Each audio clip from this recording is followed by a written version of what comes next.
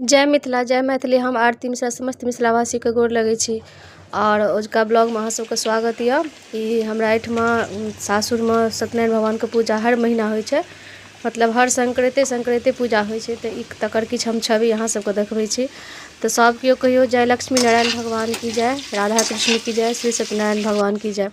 तो देख सकै छियै पहले ई ओरियान सब किछु होइ छै।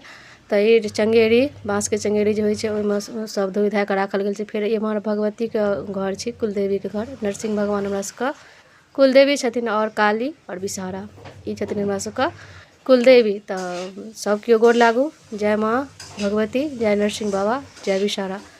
तो सब केओ गोर लागू।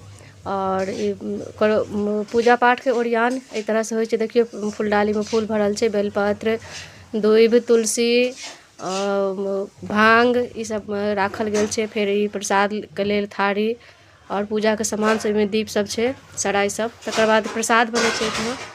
तो लोहिया में प्रसाद बन रहल छै। फिर ई ब्राह्मण जे खेथिन तो हुनका लेल तिलकोर तोड़ के आनल गेल छै। तो तिलकोर के तरुआ तो अपना सब प्रसिद्ध होइ छै। तिलकोर के तरुआ छी बनते कर। फेर ई अरिपन देल गेल छै तो भगवान के पूजा हेतै।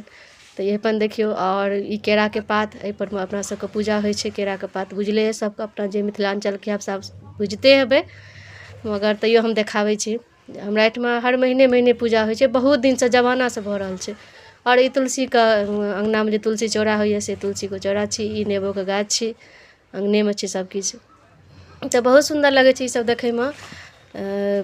किछु गाम के एहन चीज सब देखे में बहुत सुंदर लागे छै। फिर देख सकै छियै तिलकोरा पत्ता जे राखल गेल छै। फिर ब्राह्मण जे खेथिन तो आलू गोभी के सब्जी बन रहल छै, दालि भात आलू गोभी के सब्जी और किछु भुजिया बनले और तरुआ सब बनायल गेलै। फिर ई पंडीजी एतऽ ई हमर ससुर छथिन और पंडीजी पूजा करा रहल छथिन। फिर चंगेरी में चाउर चूड़ा प्रसाद दही। एकटा पूजा हमरा सबके नहीं भेल छलै कि अथी भऽ गेल, खत्म भऽ गेल छलखिन तो पूजा नहीं भेलै। तो दूटा पूजा हेतै, तेँ दू के सब चीज राखल गेल छै।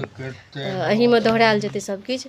तो सत्यनारायण भगवान के पूजा होइ छै अंगना में। अहूँ सब गोर लागू, हमहूँ गोर लागै छी। जय श्री सत्यनारायण भगवान की जय, लक्ष्मी नारायण की जय।